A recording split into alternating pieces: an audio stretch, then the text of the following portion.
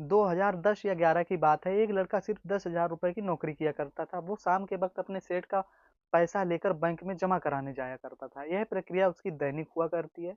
जब वो शाम के वक्त जाता है पैसा जमा कराने, तो वहां पर उस लड़के को एक लड़की रोज देखा करती थी। और लड़की मन ही मन में सोचती है, ये लड़का कितना पैसा वाला है, कितना ज्यादा इसके पास पैसा है, ये रोज पैसा जमा कराने आता है। यह बात जैसे ही लड़की के मन में चल रही थी, अब यहीं से बातचीत का सिलसिला शुरू हो जाता है। अब दोनों एक दूसरे से बातचीत करते हैं और आपस में दोस्ती कर लेते हैं। जैसे ही दोस्ती होती है, महज सिर्फ अभी 7 दिन ही बीते थे कि लड़की अपना घर बार छोड़कर उस लड़के के पास आ जाती है। अब जैसे ही लड़के के पास आती है, इतना लड़का उसके पास जो जेवर एवर देखता है, तो तुरंत कहने लगता है कि तुम ये जितना भी जेवर एवर जो कुछ भी लाई हो, ये सब वापस अपने घर दे आओ। तुम अगर मेरे लिए आई हो तो तुम सिर्फ मेरे साथ ही रहो, मुझे इस सब की चीज जरूरत नहीं है। अब लड़की वापस जाती है घर, सारा सामान रख के आती है। और फिर उस लड़के की जिंदगी बदलने वाली थी, बदलने वाली क्या थी, बदल भी गई थी, क्योंकि उस लड़की ने और लड़के ने दोनों ने शादी कर ली थी। अब जैसे ही इन दोनों ने शादी की थी, तो उनको एक बच्चा हो जाता है। अब बच्चा जैसे ही होता है, तो इनको समाज में कंट्रोवर्सी झेलनी पड़ती है, क्योंकि जिस तरह से इन्होंने शादी की थी वो समाज स्वीकार नहीं कर रहा था। बात 2018 में इन अपने बच्चे का जन्मदिन मना रहे थे। सभी मेहमानों को बुलाया जाता है। जैसे ही सभी मेहमानों को बुलाया जाता है, तो उनमें कुछ खास मेहमान आते हैं। अब जब खास मेहमान आते हैं, तो उनमें से पायल की एक दोस्त होती है, वो भी आती है। और जैसे ही संदीप नाम का लड़का, जो पायल का पति होता है, उस लड़की को देखता है, तो उसको अपना दिल दे बैठता है और उस पर फिदा हो जाता है। जिस तरह पायल से 7 दिन में शादी की थी, उसी तरह अब वो कृतिका से भी शादी कर लेता है सिर्फ 7 दिन में। जैसे ही वो शादी करता है, तो उसे समाज में कंट्रोवर्सी झेलनी पड़ती है। क्यों झेलनी पड़ती है? क्योंकि हमारे हिंदू समाज में 2 शादियां करना वर्जित होता है।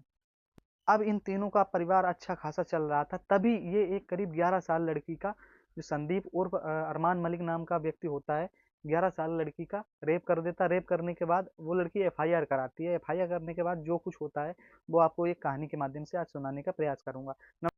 नमस्कार दोस्तों, मैं पुष्पेंद्र सिंह कुशवाहा आज आपके सामने फिर एक सच्ची घटना लेकर आया हूँ। दरअसल आज की जो कहानी की शुरुआत होती है, 21 जून 2024 होता है। जियो सिनेमा पर एक शो आ रहा था, बिग बॉस ओटीटी सीजन 3। इन्हीं में वो टीम आती है जो कृतिका, पायल और अरमान मलिक होते हैं। इन्हीं टीम में एक घर में रखा जाता है। घर में जितने भी व्यक्ति होते हैं, इनको बाहर की दुनिया से अनजान रखा जाता है। तभी सोफे पर बैठे दो व्यक्ति आपस में बात कर रहे थे। उन्हीं के पास से एक लड़की गुजरती है, जिसका नाम कृतिका मलिक होती है। क्योंकि वो कृतिका मलिक बार बार जिम कर रही थी, कहीं टाइट कपड़े पहनकर घूम रही थी, इस तरह से बार बार उन लड़कों के आसपास जब घूम रही थी, तो उनमें से एक लड़के की नज़र उस पर पड़ जाती है। और वो लड़का उस लवलेश कटारिया नाम के व्यक्ति से कहता है कि भाई भाभी अच्छी लग रही हैं। अब जो लड़का कहता है कि भाई भाभी अच्छी लग रही हैं, वो विशाल पांडे नामों का व्यक्ति होता है।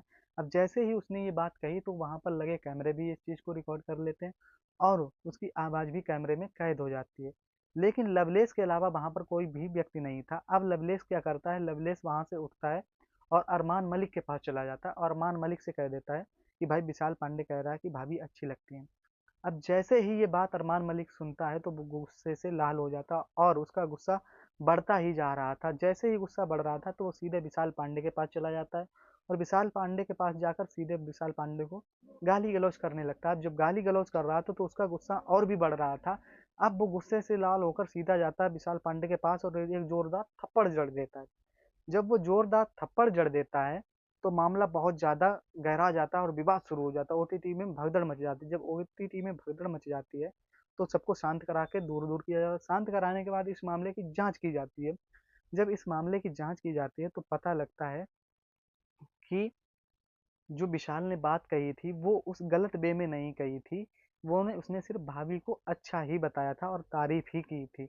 लेकिन जो अरमान मलिक ने किया था, वो वास्तव में ही गलत था। जब उसने भी आवाज़ इस तरह की विशाल की सुनी, तो उसने भी अपनी गलती का एहसास हुआ और अपनी गलती उसने मान ली।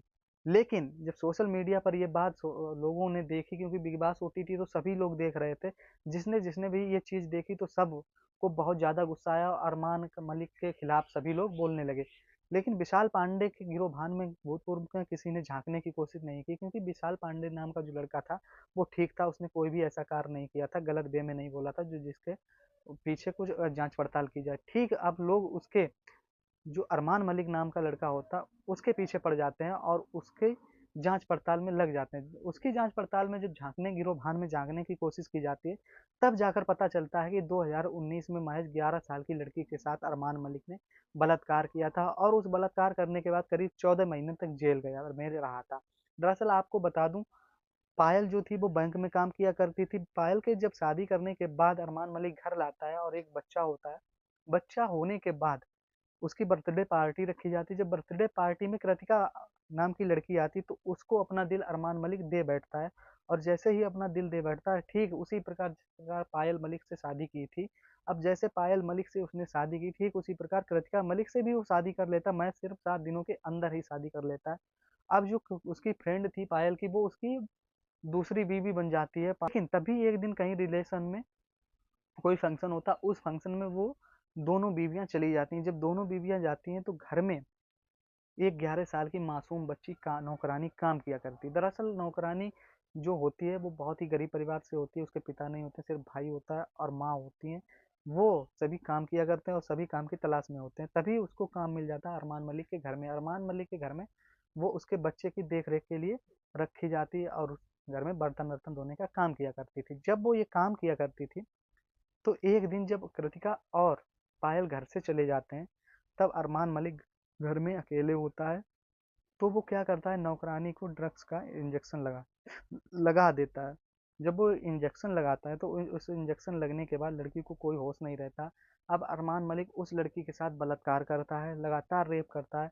अब वो लड़की को जैसे ही होश आता है तो उसका विरोध करती है, तो विरोध करने पर उस लड़की के साथ मारपीट करता है। जब उस लड़की के साथ मारपीट करता है तो लड़की घर में बताने की हालत में नहीं होती है और लड़की को इतना ज़्यादा डरा देता है कि वो घर में बताती भी नहीं। अब जैसे अपने माँ बाप अपने माँ और भाई को कुछ भी नहीं बताती और इसी तरह बर्दाश्त कर रही थी। जब वो कुछ नहीं बताती तो अरमान मलिक का हौसला और बढ़ जाता है।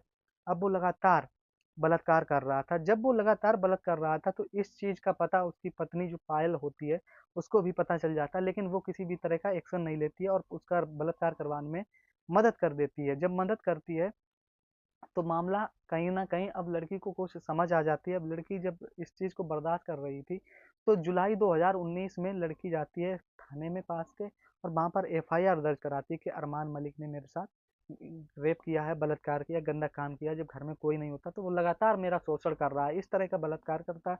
अब उसके खिलाफ 161 और कई धाराओं, गंभीर धाराओं में मुकदमा दर्ज कर लिया जाता है। जब गंभीर धाराओं में मुकदमा दर्ज किया जाता है तो अरमान मलिक के ठिकानों पर लगातार पुलिस दबिश दे रही थी। जब लगातार पुलिस दबिश देती है तो पुलिस को एक दिन सितंबर में 2019 में अरमान मलिक पुलिस के हत्थे चढ़ जाता है। जब पुलिस के हत्थे चढ़ता है तो पुलिस उसको सलाखों के पीछे भेज देती है। करीब 14 महीने तक जेल में रहने के बाद अरमान मलिक जब बाहर आता है तो ये सोशल मीडिया पर काम करना शुरू कर देता है। जब ये सोशल मीडिया पर काम करना शुरू करता है तो ये दिन प्रतिदिन एकदम से वायरल होने लगता है और इस तरह वायरल हो जाता है कि इसको चाहने वालों की संख्या लाखों नहीं करोड़ों में हो जाती है। जब करोड़ों में इसकी संख्या हो जाती है तो इनका कोई भी काम नहीं होता है, सिर्फ ब्लॉगिंग करना होता है, अलग अलग सोशल मीडिया से ही पैसा कमाना होता है।